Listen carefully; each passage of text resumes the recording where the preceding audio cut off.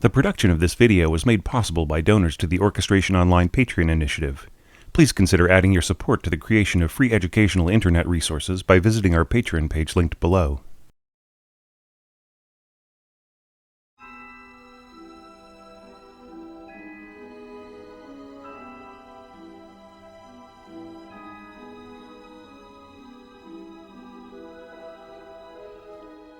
Hey there, this is your orchestration tutor Thomas Goss, back with one more movement of the planets. It's really been great lecturing to you about the orchestration of the planets, which I feel in some ways is a fairly simple piece compared to my first series of orchestration lectures on the Rite of Spring. Interestingly, both the Rite of Spring and the planets were originally written out as a two-piano score, and then orchestrated into something massive. But there's no doubt that the Rite of Spring is a much more complex work. All the same, Holst is on his own track here, and I think it's quite compelling, and perhaps even more cinematic in the way that we've come to understand film music over the past 100 years. Now, the harmony for this piece is just fascinating, and if I were a harmony teacher, or if I had a big impulse to explain harmony, then I would probably go over it in detail, but then this lecture would be about 5 hours long. Suffice to say that I think that Holst uses interesting contrasts of different harmonies and different textures in ways that point toward modernism, and he disguises it a little bit for his audience by calling it Neptune the Mystic. Once again, we're seeing the influence of Schoenberg in abandoning traditional harmony, and we're also seeing explorations of what would be thought of as odd timing or odd meters back about 100 years ago. Now, 5/4, he mentions up here with the tempo indication that it's 3 beats followed by 2. And if you look at the structure of the beaming here and the phrasing, then you can see that that mostly holds out. But not always. Sometimes the phrasing crosses the bar. For instance, here we have a 3-beat phrase followed by a 4-beat tie, and right in the middle of that tie, this little chord comes in here. So the exact 5/4 feel isn't really consistent at all times. Another example I would point to is right here. We have this bum bum bum bum bum bum bum. And if you think of the structure of the phrase here in terms of making a directional gesture, this bum bum, you can see that the first little group of notes is 4 beats long, and then the next one is 3, followed by another 3, right? So it's not always a strict 3 followed by 2, and it's not always really a strict 5/4 time, although metrically it always adds up. For the entire piece, in fact. There are no little jaunts into 3/4 or compensations or anything else. And I think that this is also a beautiful way of bookending this suite. Remember, the opening movement was Mars, which was also in 5/4. And both of these use the same device, but in different ways. So in Mars, the 5/4 beat was used to suggest something sort of unsettling, something not quite adding up to the perfect 2/4 timing or 4/4 timing that we might expect from something more military.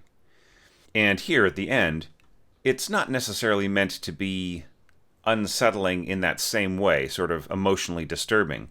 Here it is meant to put the audience off its expectations of 4/4 time or 3/4 time, so where they really expect what the next phrase is going to be or where it's going to land. In a slow tempo like this, with this sort of strange harmony and very, very odd textures and so on, at least for the time, it has the effect of making it seem much more free form, even though it's fairly rigid metrically. Now, let's look at the orchestra. Just do a quick overview. The flutes have this beautifully unusual configuration of one piccolo, two flutes, and bass flute, actually alto flute, right? Flute in G. Then below that, we've got two oboes, English horn, bass oboe, and not too different from the opening Mars movement, right? But bass oboe is going to be used in much subtler ways. And I think in this case, just to have more cohesion on certain chords, and also to have this one beautiful bass oboe solo right in the middle of the movement. 3 clarinets in A, bass clarinet in B flat. That works out really, really well too. 3 bassoons, contrabassoon. And then we've got 4 horns, 4 trumpets, 3 trombones. But these are all going to be used in very subtle ways, as we're going to see. So even though it's got a fairly full brass section here, it is not massive. And notice that there are no tubas. 3 timpani played by 1 player. Then we've got percussion, celesta. We'll talk about those as they come up. 2 harps, as usual. Organ pedal, which we usually associate with more massive movements, but here it's going to be used in very subtle ways, just like the brass. Chorus of female voices, both in 3 parts, 1 and 2, and strings. Now, we discussed the chorus of female voices, but let's go back to this comment here. The chorus is to be placed in an adjoining room, the door of which is to be left open until the last bar of the piece, when it is to be slowly and silently closed.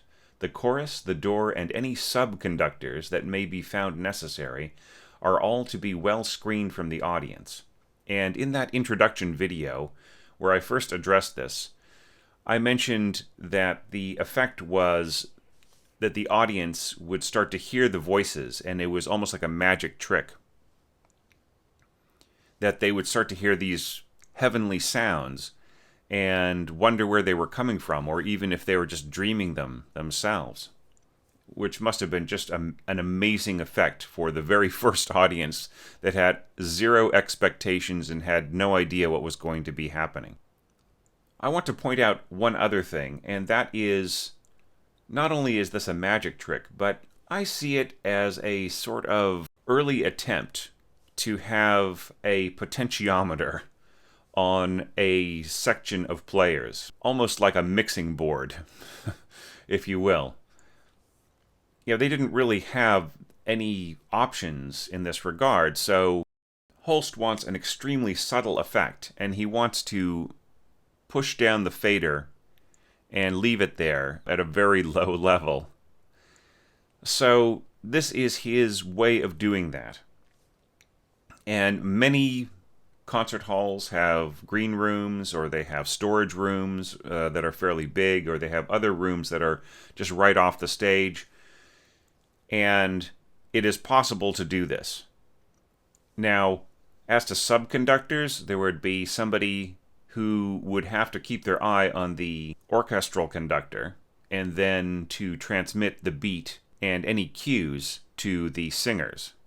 So there are ways of doing this, and I've seen it done actually without screening.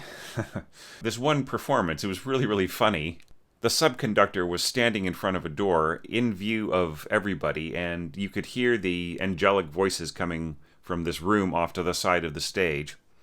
And as they went into their endless repeat, at the end of this movement, you saw him very slowly close the door with a great big smile on his face.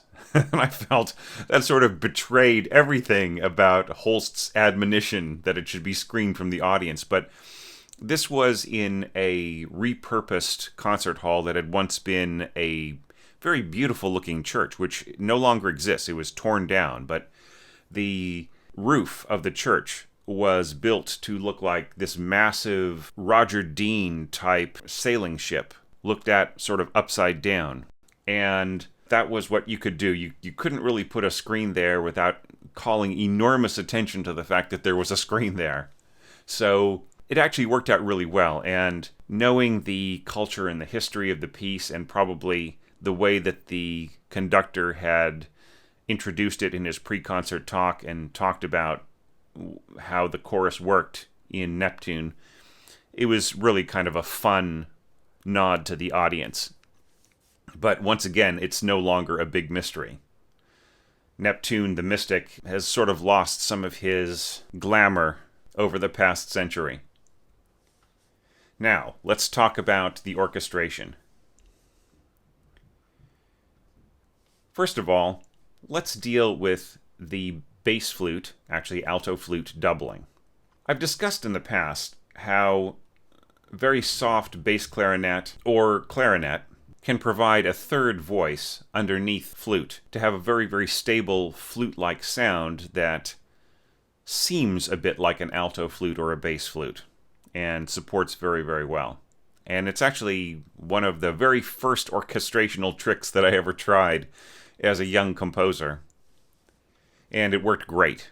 I had kind of mid-range flutes, and I threw in a bass clarinet playing high to supply a line like this, sort of tracking harmony from below, and it worked brilliantly. Starting off here, we've got first flute and alto flute playing this lovely line here. Now, how far apart are they? They are apart by sixths, right? Because you're reading up a fourth from the sounding notes. So this is actually concert B, right? So this is actually a B sixth right here. And so on. And the harmony, of course, changes as the line rises. And the second flute comes in. Now here's another little bit of orchestrational know-how that I have pointed out many times by now. And that is that oboes, because of their very, very intense overtones in their higher register, have a unique relationship with piccolo. And here you can see it working beautifully. And it just goes to show the wonderful ear throughout all of this that Holst had. Holst's internal ear, it was very different from certain standards that you might hold composers to. Say Beethoven or Mozart or other composers that really worked a lot in their heads and imagined textures and wrote them out and then tried them out on the orchestra and they worked perfectly. For Holst, he really had to hear his piece played over and over and over on pianos by his assistants. He had 2 assistants, and they were staff at the St. Paul Girls' School, and they were brilliant pianists, and they would play his different movements in the 2-piano score, and he would sit there with a copy of the score and he would make notations and he would think about it and really try to imagine how the textures would work out. So in terms of that ability to sort of just look at the score and decide what needs to happen, Holst did not really have that particular approach. I'm not going to say that he didn't have that ability, but that was just the approach that he chose to take for this piece. And I think it worked really, really well for him. So it would be sort of the equivalent of Sibelius playback. But all the same, his ability to contrive these textures from that information is phenomenal. And we see that both in these flute duos, alto flute and flute duos that climb up to these wonderful chords here.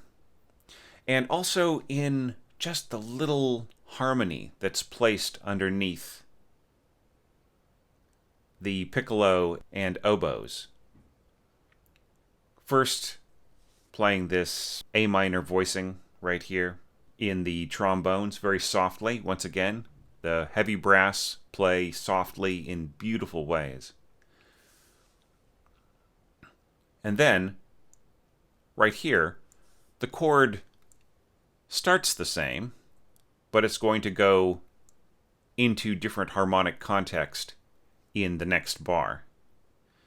So Holst sets that up not with this A minor voicing right here, but with a C major voicing over here on the horns, which I think is just wonderfully intuitive.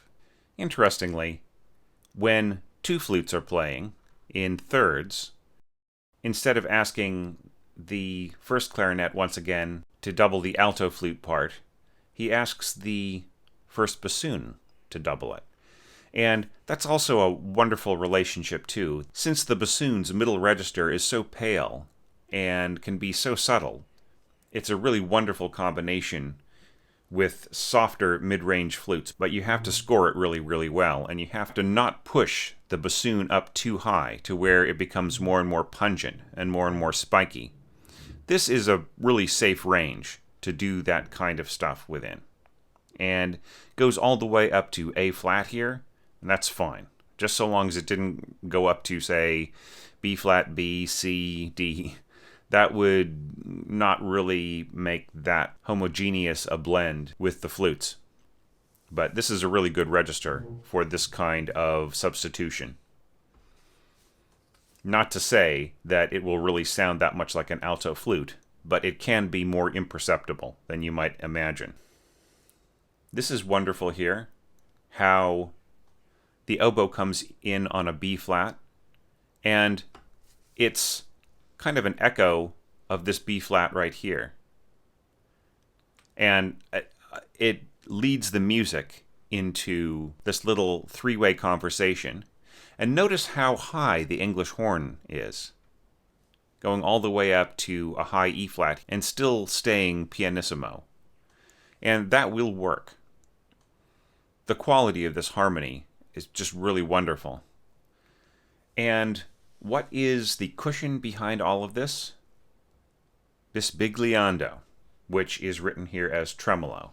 One of the biggest misunderstandings that I see about harp technique is the perennial question that we see in the Orchestration Online group a lot, and that is, how loud can I play bisbigliando?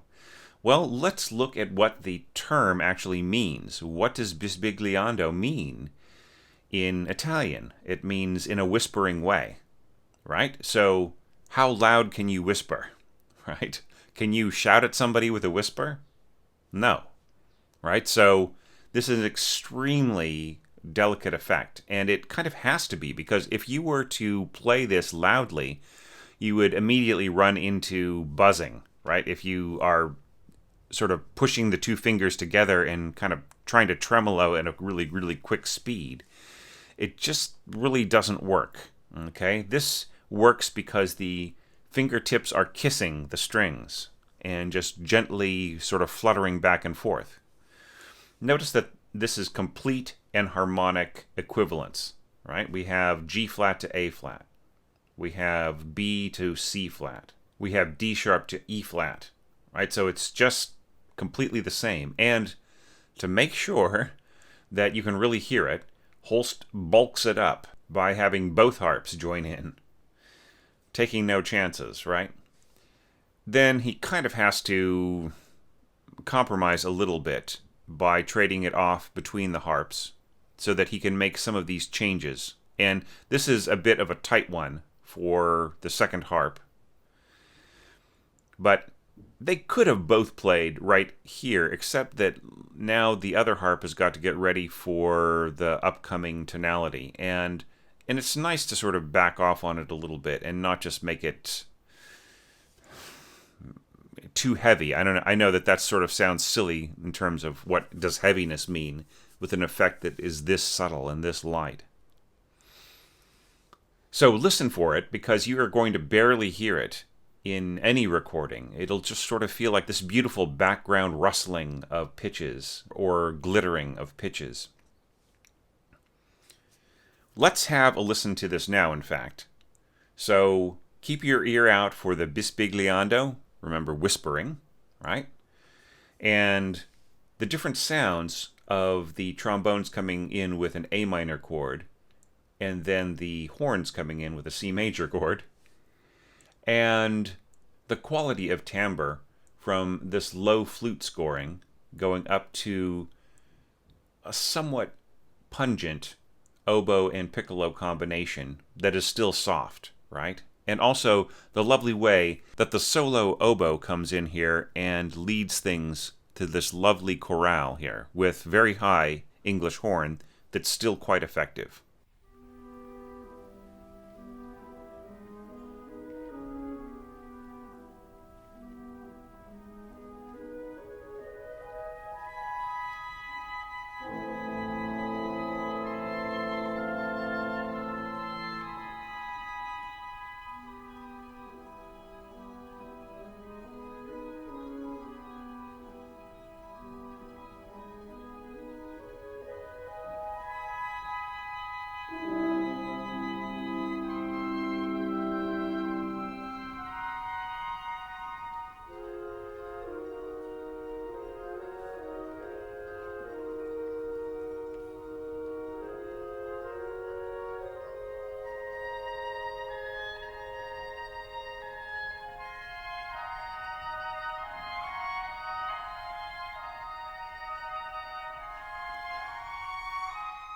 On the previous screen, about the only thing that I left out mentioning, intentionally, was that the first violins were climbing up to this E right here, following the doubling with the first oboe.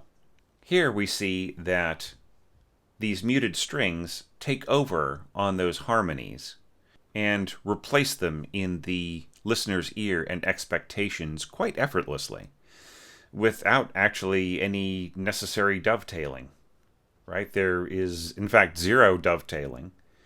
And this is one way of getting to that point without dovetailing, especially if there are other textural changes going on, and in this case, motivic changes that pull your ear away from the fact that it isn't a perfectly smooth transition, right? So we've got the first violins doubling the oboe line and starting to mix with their texture, rising up to this E, and then the rest of the muted upper strings come in, and what we're really listening to here is the celesta, right?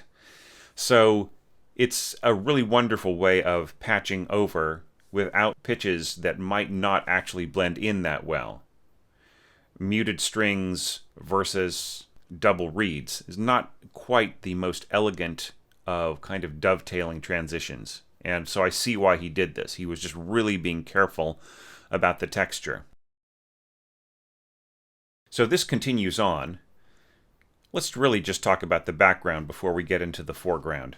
And just takes the place of a cushioning harmony above that will also underline what's happening in the celesta. There's this really, really wonderful sort of ching type sound that just sounds so beautiful and effective because there's almost nothing there to get in the way of the celesta's really delicate kind of sound. Celesta is used in films a lot, especially nowadays, with, say, probably the most well-known example would be Hedwig's theme from the first Harry Potter film, as scored by John Williams. And it plays this beautiful, mysterious, two-handed piano theme. And the reason why you're hearing it is because they're in a studio and there is a microphone on it and everything else. So the very, very soft sound of the celesta can be balanced with the rest of the orchestra as it comes and goes, right? But here you're seeing, in a practical sense, it's much harder to just hear it, right? This is the perfect kind of scoring for the celesta. Probably about the loudest typical example would be the Dance of the Sugar Plum Fairy from Tchaikovsky's Nutcracker Ballet. So, that is about the loudest, I think, that you could really push the celesta. And once again, if you look at the score to that, that is very, very lightly accompanied. And when I say loud celesta, I just mean forefront. Do you know what I mean? You can't really play a celesta all that much louder. Hitting the keys harder does not necessarily make it a louder instrument. It just has to do with the context of the texture, all right? Okay, now let's move back to what the strings are doing. Now notice this here. This is a very, very clever idea. Wouldn't it be great if you had enough strings to sort of fill in the texture as the line falls down into the basses? Well, we don't have that. All right, so what do we have? We've got just the cellos able to follow this line down, and as they play each new pitch, it is taken over by the horns, right? So we're starting off with this D sharp here, which is the same note as down a fifth from this B flat. And then we fall down to this B, which is the same note as this F sharp, and then G sharp, which is the sounding pitch below this E flat here, down a fifth, making an A flat, right? And so on. So things kind of just descend as they go. And then here we sort of break the rule. We throw in a B, and the cellos just kind of descend into unison with the double basses, and we have a little bit of third trombone coming in there, and contrabassoon. All right, so that is our beautiful background, plus Bisbigliando first harp, once again. So those are our background elements, and you'll probably see me focusing on background elements almost more than foreground elements, because the foreground elements in a piece like this are just very simple and beautifully scored, don't get me wrong, but their simplicity doesn't take a whole lot of time to explain. Okay? Now, what is going on? Well, if you're confused by reading what the bass flute line is, then all you have to do is just read our harp 2 part now, because this is pretty much a direct lift from the 2 piano score. All right, this is harp 2 doubling what is going on in the flutes, and then as first flute jumps up a sixth and second flute takes over from this A2 unison here, the second harp also doubles that. And at this speed, this is pretty slow and pretty easy to follow. And yeah, even this with just one hand is all right, although a harpist might throw in the bottom note with their left hand. But here's where things get a bit crazy. You have to imagine that the harpist is just going, strum, strum, strum, strum, strum, strum, strum, strum, strum, strum. Sorry about the out-of-tune singing. So that, I would say, is not really the most harpistic type of writing, although it could be a lot worse, I have to say. And I've seen harpists deal with this, but it really is unelegant. Do you know what I'm saying? After all of this really beautiful, soft, perfect harp scoring, you suddenly get the harpist's hands just like jumping from place to place somewhat tortuously. But it's not too bad, you see, because this can be covered by one hand span, and this can be covered by one hand span, right? And then this is not too far away, so it really only requires like a couple of different jumps of position. It's just that the chords come so fast, and I just feel it's a little clumsy scoring. So now, let's talk about the foreground elements as they're played by the main instruments. Once again, first flute and bass flute, actually alto, A2 as an anticipation of the texture thickening. Now it's too bad that he couldn't go alto, flute, A2 as well, because here we're starting to get what I'd call thickening agents that just really double up what's going on, especially for alto flute, to the degree at which the alto flute starts to become completely unnecessary. So here is a nice combination of alto flute right here and second clarinet. They're playing the same pitches. Once again, think of our transposition. Down a perfect fourth, right, which is the equivalent of B. Down a minor third, right, from this D, also the equivalent of B. So it's the same exact thing. And if you're having problems reading, then just refer to the grand staff, which is written in C as a harp part. Here we're adding that sixth on top with the first flute, second flute still taking the same part as before, alto flute playing that, and here we've got the English horn. And more transposition, reading down a perfect fifth from this F sharp, just like a horn would, French horn would. And then we've got our B once again. It's the same thing.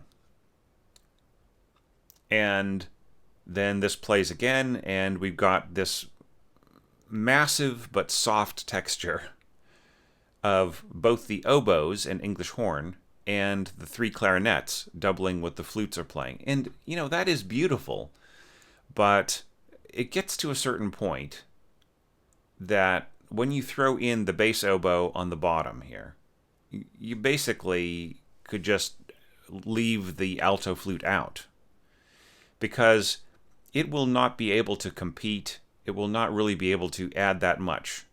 See, here it becomes a subsidiary sound as soon as you throw in that clarinet, unless the clarinets are playing like triple P. The alto flute is really becoming a background for the second clarinet. And the same thing is true here, especially with English horn, even more so. But once you've got both English horn and third clarinet playing, the alto flute might as well just go home, because it's just really hard to hear. I mean, if everybody really worked hard to balance this, you could get a somewhat interesting sound, or if the alto flute played louder, but I think that would betray what is going on here. But whatever, it's written in there. It's not hard for the alto flute player to play. They may actually start to run out of breath by the time they get to the end of this, if they're not that experienced with alto flute. If they are just picking it up for this one concert, then they might get a little winded after a while. But it's actually not that hard. It's the slowness and the amount of breath that it's taking, really. If this were a fast part, like that famous solo in the middle of Daphnis and Chloe for alto flute, that is, I think, less of a difficulty to play than just to play these really steady, slow pitches that take a lot of breath from phrase to phrase. And especially adding bassoon in here and having this background cushion of horns, right? So I do think it's very cool how the bass clarinet is tracking the cellos as well, almost as if it were another horn. But since only 4 horns were allowed for in this part, bass clarinet has to come in as a fixer. And bass clarinet makes a really good bottom end to a horn section when you are running out of horns, just to let you know. Of course, it's not really that strong in a loud situation, but in a soft situation like this, it's just a really wonderful way to blend. And of course, throwing in contrabassoon there and eventually having the bass clarinet pull up right here, that is also really effective. So let's have a listen to all of those elements. See how long the alto flute remains relevant as the texture gets thicker and thicker. Listen for the little ching of the celesta as it comes in, and for this glittering bisbigliando in the background. And you'll notice also that the bisbigliando becomes harder and harder to hear as, even at pianissimo, this texture starts to thicken. And also listen for the wonderful way that the cello seems to be adding more and more voices to the string section as it leads the horns being added on their way down, and then bass clarinet. And also see how well you can make out the second harp doubling what's going on in the winds. Some harpists have bigger sounds. The harpist that I worked with when I composed my harp concerto, she had a very big sound, and her playing second on this would be something that you would hear. So listen for all of those things, and also these bassoons coming in too. And I will see you on the next screen.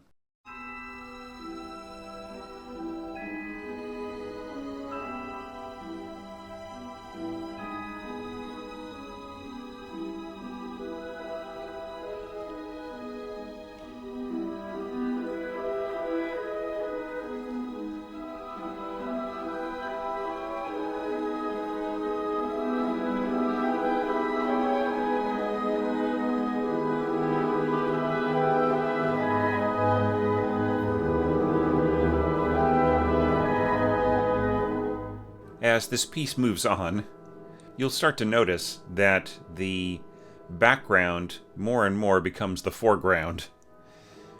Or, to put it another way, the texture starts to take over, and the sense of theme really becomes secondary. Now, of course, we could make out some kind of theme happening in just the top note of the harmony.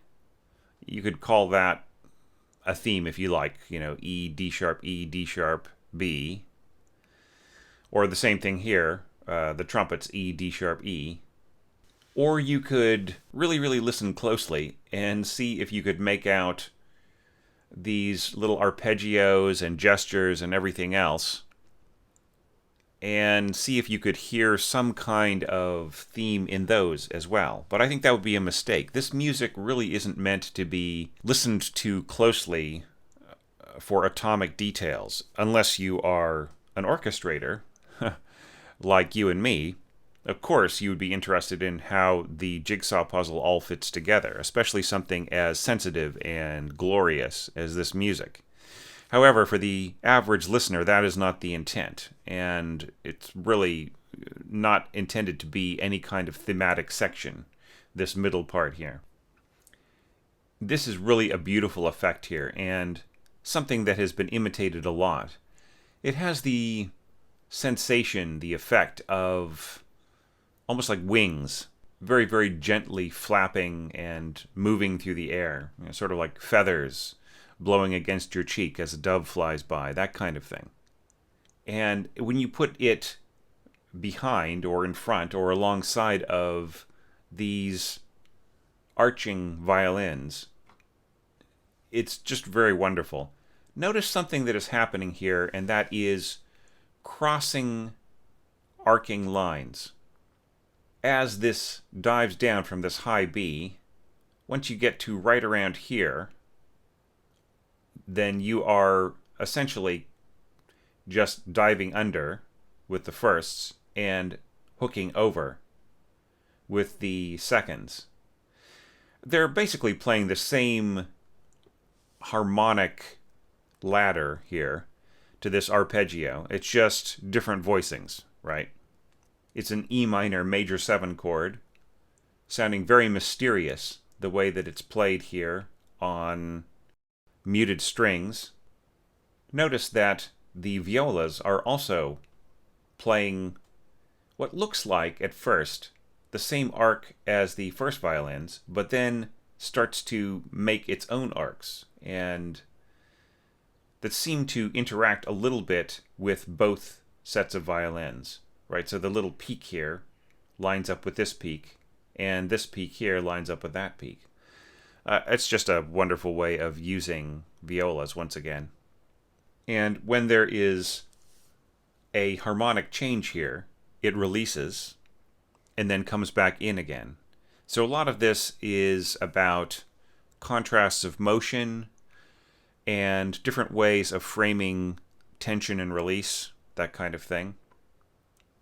I think it's lovely the way that the harps go to bisbigliando here, and they're joined by fingered tremolo in the violins over some of the same pitches, but not a slavish doubling. So fingered tremolo followed by unmeasured tremolo when the chord changes, and just back and forth. It's really, really lovely. And here, when this happens, the celesta takes over for the harps, almost becoming like a third harp. And this is something you don't actually see a lot, and that is an ottava mark over a celesta part, which is already ottava, right? So this is quindecima, for instance. It's like, 15 above the original notes as you might read them on a piano.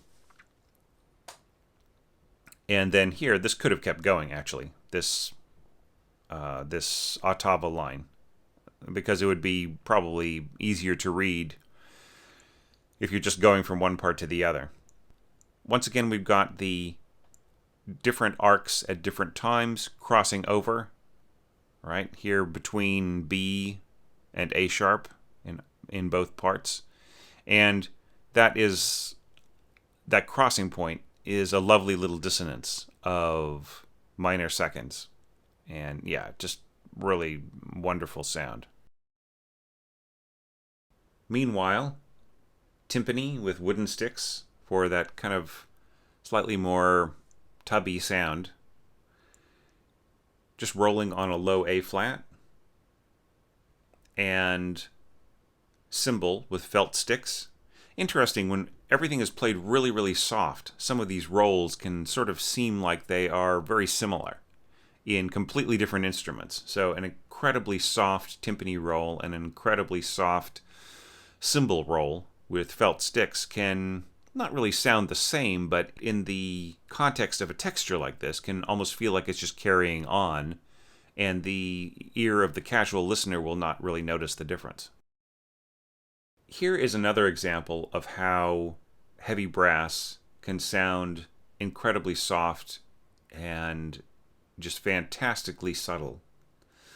E minor chord in the trumpets and a G sharp octave and a fifth in the trombones. So that is where we're getting the D sharp from in this E minor major 7 chord. But of course, with the root G sharp and harmonically A flat and the timpani, it's just really wonderful harmony. And then trading off to a degree, the E minor chord trading off down here to an E octave and a fifth in the trombone, and then this G sharp octave and a fifth going up here to the trumpets with this B thrown in here just as another part of this voicing down here of the trombones. So yeah, so neat transposition of two different harmonies, and that is a trick that I've seen used a bunch of different ways. Mio, of course, with his polytonality, and other composers, but it's really neat when it's used specifically as a textural device, not just as a harmonic one. And now as we get to figure 2, we have the oboe family plus the piccolo taking over. And it makes just a wonderful cohesive sound here. As I was saying, piccolo working really, really well with oboes. Here you're seeing it work as a first oboe. And if everybody is soft, it works out just great, really. The piccolo at this pitch actually has way more control on these higher pitches than, say, the first oboe would. And the thinness of sound that your ear would expect from a first oboe is transferred quite nicely onto the piccolo, but with a slightly more sensitive edge to it, right? So we have something similar going on here. We have our E minor 6/3 chord here, and then below we've got G sharp sounding an octave lower, and A sharp sounding D sharp below by a perfect fifth. So it's really just the same thing transferred up here to winds instead of brass. And here's a neat thing for you to observe. Why does this seem to work so effortlessly? Here is your orchestration trick of the day. That is because these pitches here are implied by the overtones of these pitches, because these are brass, right? So the brass have this way of implying stuff an octave higher. You may have seen me comment on scores talking about how you really don't need to push the trumpets all that high. You don't have to go above high C or even up to high C. You can have a very shrill, frantic sounding trumpet that is an octave lower just because of the overtones, right? The very strong overtones. And the same thing is true of trombones. People give trombones a hard time, a sort of joking time about how they're incapable of playing softly and so on. And part of that is the overtones that are inherent in its timbre. Okay, well, those overtones are sounding very strongly an octave higher. And here we've got this chord coming in sort of right exactly above and just playing those overtones. Of course, they've got overtones of their own, right? But it's just a wonderful trade-off. And I've heard some orchestras do this almost seamlessly. It's as if the two instruments trading off were just kind of a slightly different flavor of one another. And as it goes on, we see flute coming in as kind of a middle element to this chord, just really keeping it more about the oboe family, really, than seeing this as being a textural element for its own sake, right? It's just something that's being added there. This is actually, though, a wonderful voice crossing, which is perfectly possible because everybody is so soft, right? With very, very soft oboe family instruments, it's perfectly capable of throwing in a flute right into the mix there, right on that F sharp. And it sounds fine. Very, very canny orchestration, by the way. It even works all the way down to this F natural here, though that's pretty risky. Some people might want to throw in a clarinet instead. Notice, as this has all been going on, the second clarinet now is being asked to supplement any possible missing bass oboe parts, and so on. That's all pretty acceptable. And we've got bassoon doubling bass flute now. But this is really just kind of a background harmony to what's going on here with all this glittering and glistening and glimmering. Celesta continuing on in its role as replacement harp. And the only critique I would have here is that I feel that the celesta's tinging sound is more prominent than bisbigliando. So even though both instruments are very, very soft, the celesta can easily overwhelm the harps here, and especially if you stick the celesta right next to the harps. The sounds don't cloud together into one sort of mishmash of glittering sounds like you might expect. So it's easy to lose track of the harp right in here. That would be my critique, but it's still a beautiful effect when it comes off. Just depends on how things are staged and so on. This is one of my favorite effects here. These quick arpeggios. Yeah, just really lovely. And they are essentially transferring some of the pitch information, but in a broken way, to the listener. So you can hear in this figuration some of the same harmony that we're hearing in the oboe family, plus a little bit of flute and alto flute thrown in there just to add a few more pitches here and there. It really is a wonderful idea there at extremely soft dynamics to throw in a little bit of flute in support. I think that's just wonderful. And to make the bass oboe the lowest voice, that's also extremely cool. Keep in mind here that just because these two bars look the same as these two bars, it does not mean that they are the same notes, right? Bass oboe transposes down an octave. Alto flute transposes down to what? A perfect fourth, right? So this is a B flat, that is an E flat. So essentially they're playing perfect fifths with each other. There are some transpositional relationships that you just start to recognize in a piece, or just two instruments that are used together a lot, right? And you just start to notice what is going on there. And that all culminates in these wind harmonies and rising tremolo strings. If we look at the structure of this, it's really quite fascinating. This third clarinet here is basically playing the same exact notes as the first bassoon, right? Because the transposition is down a minor third, right? Because it's a transposition, A clarinets. Basically, it's just E fifths, stacked E fifths.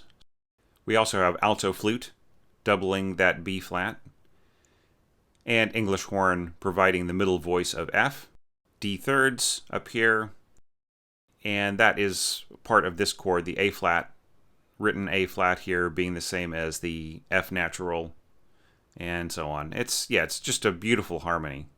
But as the chords change in the winds, there's this lovely rising up here of divisi sul ponticello strings.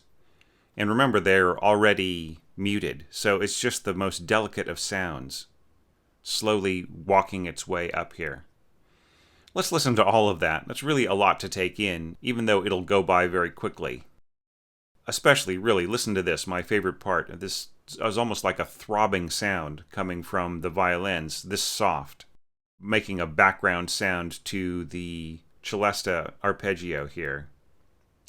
And then, of course, expressing the harmony of what's going on in the winds. Then also listen for the way that these arcs intersect with each other if you can. It really takes a lot of listening to. Sometimes orchestras do not control just how imperceptibly soft their heavy brass can play here, and that's regrettable because of the way that it can really cloud everything if this harmony is too loud. Listen for the way that the wooden sticks on the timpani trade off with the felt sticks on the cymbal. And for these other textural elements, the sound of the winds, the sound of the oboe family and piccolo playing right on the overtones of the trumpets before them. And I will see you in a couple of screens.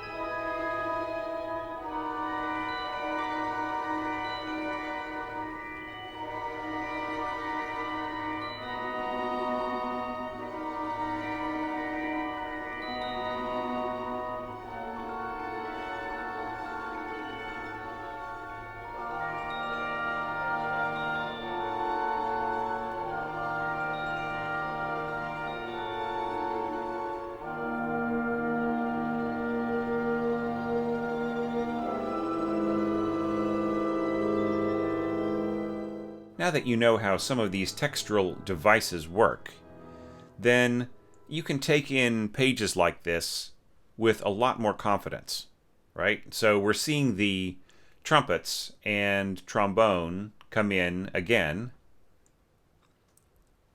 playing things that are similar to what happened before, the same at the beginning, and then similar trading off as the music goes by. E flat octave and a fifth here, and then we see a B flat octave and a fourth, with this F sharp here functioning as a minor third in this E flat minor chord. And then of course we have B minor here, and that is transferring down here to this F sharp octave and a fourth. The same pitches in a different context with no minor third. This is really lovely here, stacking on horns beat by beat, kind of the opposite of what happened before, till it makes a full chord here. Written B flat minor, sounding E flat minor. And intersecting arcs, as we saw before, between first harp and celesta, and sometimes just exposed as its own arpeggio when the meter gives over to 2 beats instead of 3. Things getting more and more exploratory. These are essentially quadruple stops that are just being played arpeggiando. Then harps coming in here with this beautiful dove's wings fluttering, kind of unfolding. Interestingly, played from beneath by an octave, which really sounds effective at this point against these intersecting arcs on first and second violin with support from below by the violas. This is also neat. The underpinning of double bass on the same pitch as the third trombone and E here, along with this E. So it's the same. Then we get to this E flat here, but under this F sharp, we have a B, right, which is doubled by the contrabassoon. You'll see that these screens start to have less and less bars on them as the information per bar starts to get bigger and bigger. Celesta intersecting with second harp this time, with the first harp taking over on the little 2-beat portion of the bar.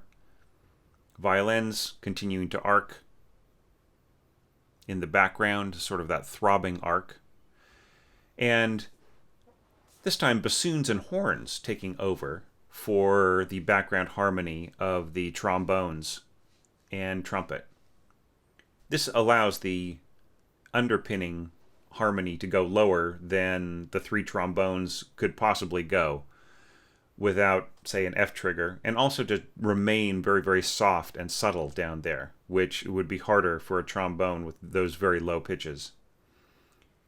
And horns are beautiful at soft and subtle. Notice that Holst goes all the way up to the top note of horn that you could really expect to be very, very, very soft. Right? You get above G flat, F sharp, and the horn sort of increases in urgency. It's still not the easiest thing to play at pianissimo, but it is possible, right? And we have some of the same trading off. If you remember your transpositions, right? This is a B octave and a fifth, which are elements of a B minor chord. And this is essentially a voicing of a B minor chord, though it looks anything but, right? But you just have to think, what is down a fifth from a G flat fifth? Well, it's a C flat fifth. What's C flat fifth enharmonic for? A B fifth. And then we've got our minor third here, which is this A, also a D, and the G flat on top is just another B, right? Yeah, so trading off elements, and then the bassoons and contrabassoon, their E flat fifth is getting taken over here by the horns. We've got a B flat octave chord in a 6/4 voicing, which is E flat, right? So yeah, so trading off enharmonically with the D sharps. So it really is kind of the same trick. It seems really mysterious and everything else, but it just has an unearthly feeling, the way that the elements are traded off. And really, just kind of more of the same, adding some clarinet and bass clarinet into the mix here to sort of steady things and add a few more voices. I love this low B flat here with the trombones. Second trombone getting the pedal B flat, which is a very easy note for just a standard trombone, even without an F trigger. And that is the fifth of these low E flats. Just really lovely. So, even though that was 4 pages of screen, it really is not all that much to absorb, though it really does sound suitably mysterious, because this is Neptune the Mystic, isn't it? But these lectures are really not going to be as long as some of the big major movements that we heard before, because Neptune is a shorter movement just in terms of page length, because it's so slow. That's one thing. And the other thing is that some of these textural elements, once you explain them, it really kind of just really explains what's going on, and it becomes sections of sonic wallpaper that can be redistributed in different ways, so I don't have to tortuously over-explain it all, right? Have a listen, along with the music, to these 4 screens, and I will join you very soon, once again on Patreon, possibly in a day or two, and maybe a couple of weeks on YouTube. And then the next course, which I have already announced, is going to be coming up very, very soon for everybody. And that is the release of my orchestration study of Pictures at an Exhibition, which I can't wait to show you. It will be great to change gears from Holst and back to Ravel's conception of how Rimsky-Korsakov would have orchestrated Pictures at an Exhibition by Mussorgsky. That'll be coming up very soon. So think about those things and enjoy this music, and I'll see you soon.